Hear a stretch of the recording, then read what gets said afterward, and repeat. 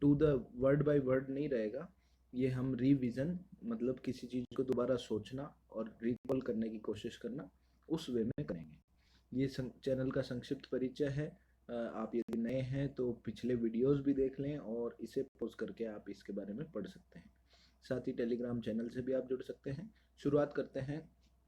15 अगस्त से हमारा ये सफ़र शुरू हुआ था, जिसमें सबसे पहले हमने फड़ चित्रण के बारे में पढ़ा था। फड़ चित्रण का जब हम प्रश्न याद करते हैं तो हमें ये बातें याद आनी चाहिए।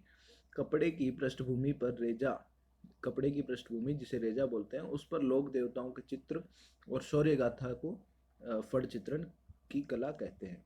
और ये रेजा एक मोटा वस्त्र होता है।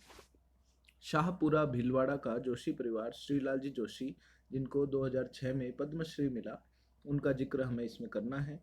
उसके साथ ही चारण व भोपों के जीविकोपार्जन के बारे में भी हमें बताना है कि किस प्रकार से फड़ चित्रण इनके जीविकोपार्जन में उपयोगी सिद्ध हो रहा है। दूसरा प्रश्न हमारा था Rajiv Gandhi scholarship for academic excellence योजना, RGS। 20 अगस्त 2021 से ये शुरू हुई, यानी कि कल ही, जो कि राजीव गांधी जी की जयंती है, उस उपलक्ष्य में ये योजना पिछले साल वर्तमान सरकार द्वारा शुरू की गई। 200 मेधावी छात्रों को इसमें फेमस वैश्विक कॉलेजों में अध्ययन पर वित्तीय सहायता देने का प्रावधान है। साथ ही इसमें महिला और कमजोर आय वर्ग के लिए आरक्षण का प्रावधान भी है, और यदि ज़्यादा आवेदन मिले तो इसमें लॉटरी के द्वारा चयन की सुविधा दी गई है।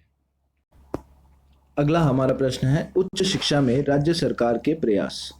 तो ये हमें 100 शब्दों में लिखना था। इसमें हमने इंट्रो दिया कि 1958 में राज्य में हायर एजुकेशन डिपार्टमेंट की शुरुआत हुई।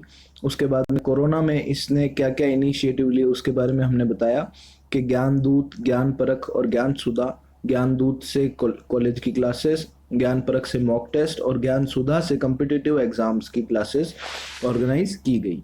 उसके बाद में नई यूनिवर्सिटीज़ और नए कॉलेजेस शुरू किए गए।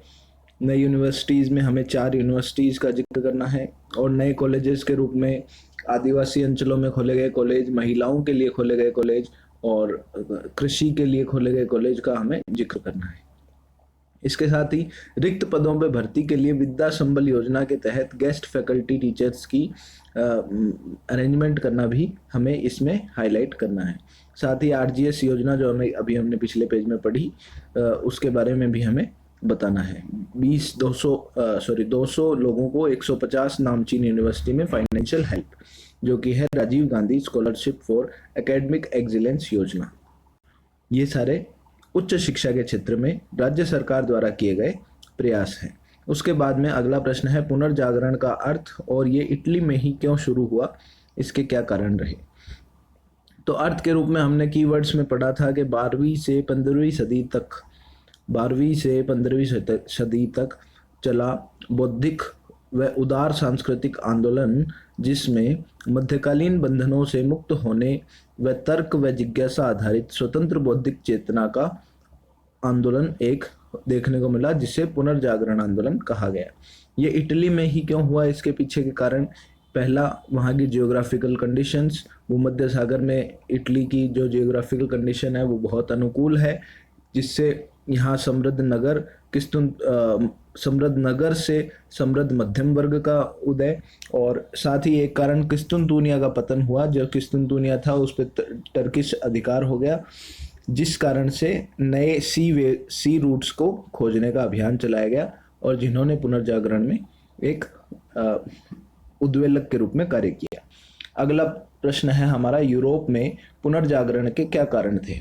तो यूरोप में पुनर्जागरण के कारण क्रूसेड्स नामक जो धर्म युद्ध जो ईसाइयों और मुस्लिमों के बीच में थे उनके बारे में, फिर व्यापारिक समृद्धि, मानवता का विकास, कागज व मुद्रण यंत्रों का प्रयोग बढ़ा, इस कारण से यूरोप में पुनर्जागरण बढ़े और पुनर्जागरण का मतलब प्रभाव बढ़ा। उसके साथ ही किस्तुनतूनिया पर तुर्की अधिकार और मंगोल साम्राज्य, जिसमें कुबलई खां का विशेष योगदान रहा, उसका उदय मंगोल साम्राज्य का, जिसमें कुबलई खां के दरबार में कई यूरोपीय जो थे वो उनके दरबार में जाते और वहाँ से लौटकर अपने यात्रा वृतांत लिखते। इन यात्रा वृतांतों ने यूरोप वासियों को जो पूर्व का जो सभ्य ज्ञान था उसके प्रति आकर्षित किया।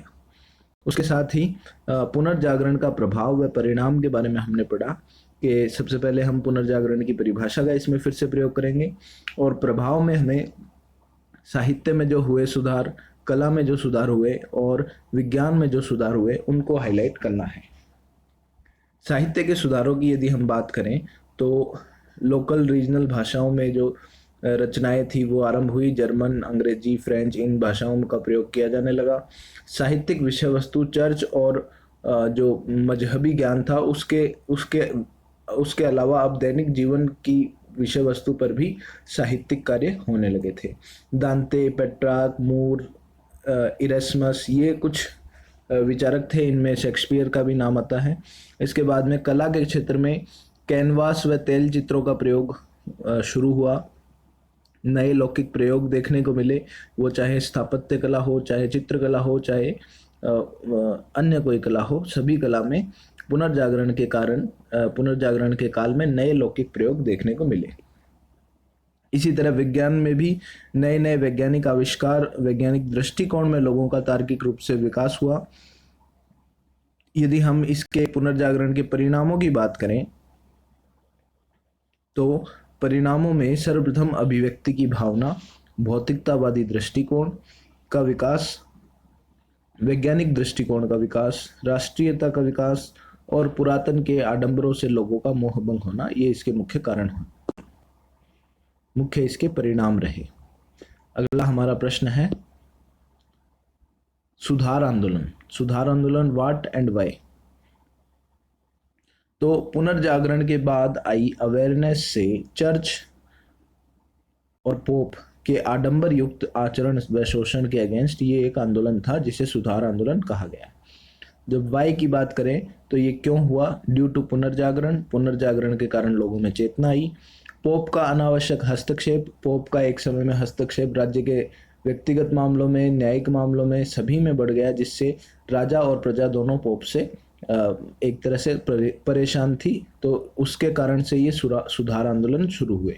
साथ ही तार्किक व वैज्ञानिक दृष्टिकोण वाले मध्यम वर्ग का उदय, तार्किक व वैज्ञानिक वर्ग वाले दृष्टिकोण वाले समृद्ध मध्यम वर्ग का उदय भी पुनर्जागरण का एक कारण रहा, सुधार आंदोलन का एक कारण रहा।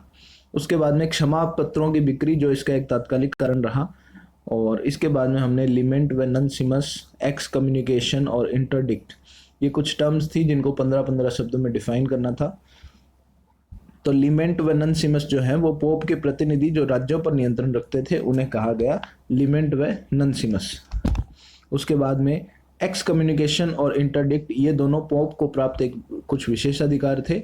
एक्स कम्युनिकेशन से जहां राजा को पद व मजहब से हटा सकता था पोप द्वारा, उसके अलावा इंटरडिक्ट से राज्य के चर्च को बंद किया जा सकता था। उसके बाद में हमें अगले प्रश्नों में सुधार आंदोलन के कारण और इसके कुछ विचारकों के नाम लिखने के लिए बताया गया था। तो इसके कारणों में हमें पुनर्जागरण, चर्च के आडंबर, संपन्न मध्यम वर्ग का उदय, वैज्ञानिक दृष्टिकोण का उदय, पोप का अनावश्यक हस्तक्षेप और क्षमा पत्रों की बिक्री जो कि तात्कालिक कारण रहा, ये हमें कारण सुधार आंदोलन के बताने हैं।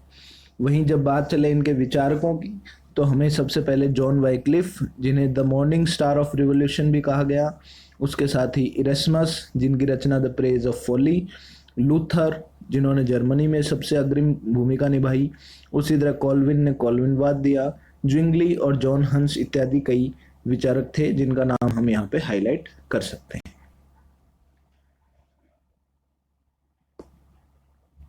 अगला हमारा प्रश्न था पाने, जो हस्तकला का प्रश्न था पाने।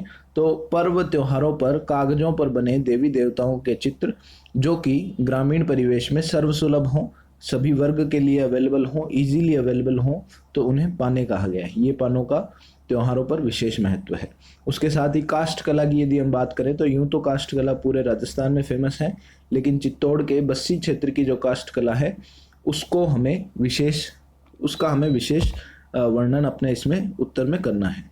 तो सबसे पहले हमें इसमें काष्ठ कला के टाइप्स के बारे में बताना है कि किस किस प्रकार की काष्ठ कलाकारी की जाती है।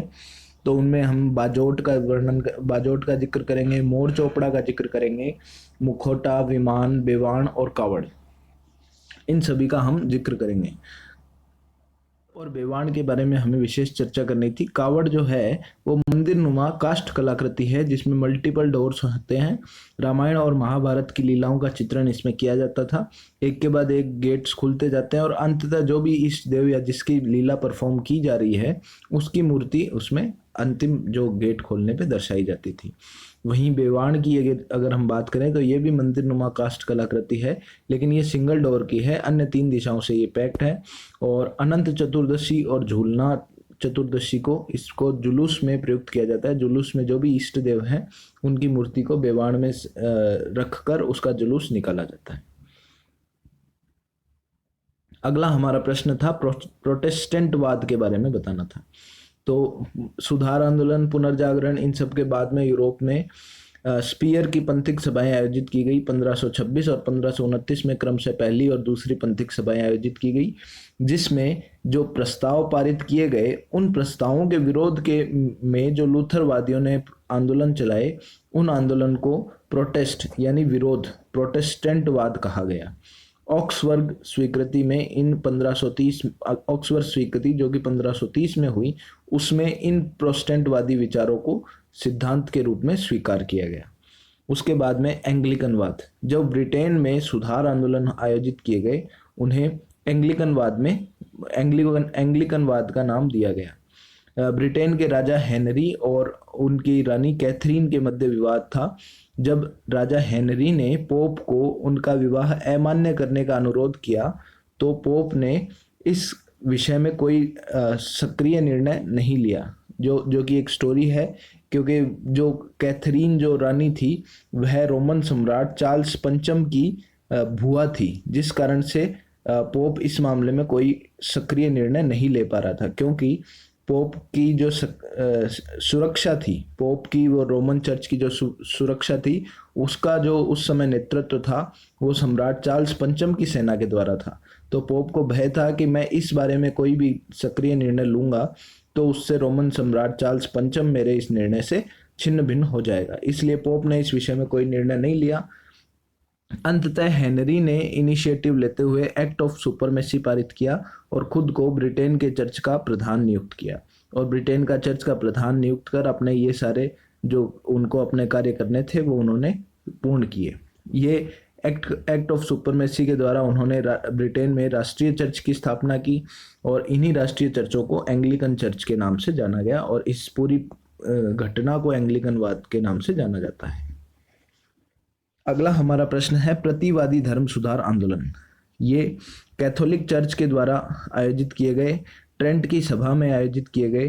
क्यों आयोजित किए, यदि इसकी बात करें तो जब प्रोटेस्टेंटवादी जो राज्य थे, जो लूथर और कॉल्विन के नेतृत्व में एक के बाद एक प्रोटेस्टेंटवादी राज्य जो है वो बढ़ते जा रहे थे, तो उस चीज को काउंटर करने के लिए इन्होंने अपने निज धर्म में सुधार करने के लिए जो कैथोलिक लोगों ने प्रयास किए, और इग्निशियस लोयला इसमें प्रमुख थे, तो इन लोगों के द्वारा किए गए प्रयास प्रतिवादी धर्म सुधार आंदोलन के नाम से जाने गए।